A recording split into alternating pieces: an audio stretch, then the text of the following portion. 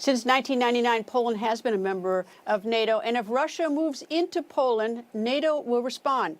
But of course, that also means the United States, a NATO member and leader, is officially at war with Russia. And that, of course, changes everything. This is the record.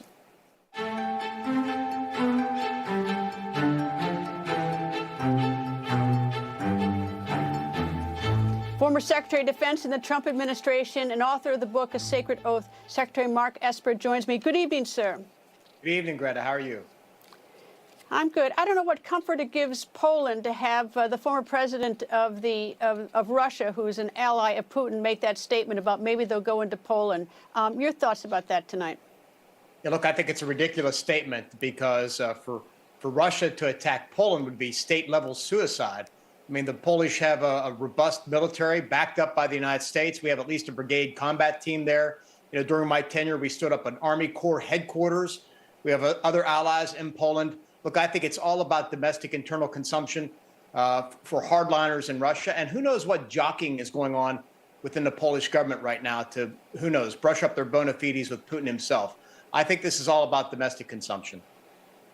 All right, about domestic consumption, but let me give you the flip side and tell me why I'm dead wrong on this, is that, I fear we look through it through Western eyes. You and I both know it said state suicide if that were to happen because of the robust military reaction from NATO, including the United States. However, President Putin has done the unthinkable, basically what a madman does. He went into Ukraine. While in Ukraine, he's committed wars against humanity. That, of course, is the Vice President of the United States noted 2 weeks ago in Munich, Germany. He has attacked places where there are children, clearly marked for children. He's hit hospitals. He's hit residents. He even pushes his own allies when he doesn't like them out windows and they're killed, and he puts his enemies in prison. So why does he give you any sense of comfort to look at it through Western eyes when we're dealing with someone like that? Look, he has certainly conducted more than his fair share of atrocities in Ukraine and against his own people in many ways. But I actually believe when he began the invasion a year ago, it was far more rational than we give him credit for. I mean, look, after all, nobody pushed back when he invaded Georgia in 2008, and we didn't really push back when he invaded Ukraine, beginning with Crimea and then later Donbass in 2014. So this time around, I think that he believed that he would invade Ukraine, capture Kyiv quickly, and nobody would say anything. And for once, we finally stood up and pushed back. And that's led to where we are today. So that's why I don't think he's that irrational to attack Poland. Look, he can't beat Ukraine. How is he going to beat NATO? Well, I mean, I don't think we're dealing with a rational person. That's what, based on what I lined out for you, is that I don't see any signs of someone who's particularly rational, because none of those activities seem particularly rational to me. I mean, he's even taking children out of Ukraine and stealing the children and putting them in re-education camps and putting them in Russian families. I mean, look, the list goes on and on and on. And it seems like the United States acts like I don't know the answer to this, and I hope I'm wrong, but we act like we're dealing with a rational person. Yeah, I just wouldn't confuse a brutal, cold, calculating person, murderer like Putin, with somebody who still couldn't calculate things rationally and realize, that, again, that attacking NATO would mean the end of his regime. So I kind of separate the two. It doesn't dismiss his atrocities, his brutality in Ukraine, but that's how I sum it up. All right. Well, let me turn to another, at least alarming question from my perspective. I don't want to be, right on this one either. It has to do with the use of nuclear weapons.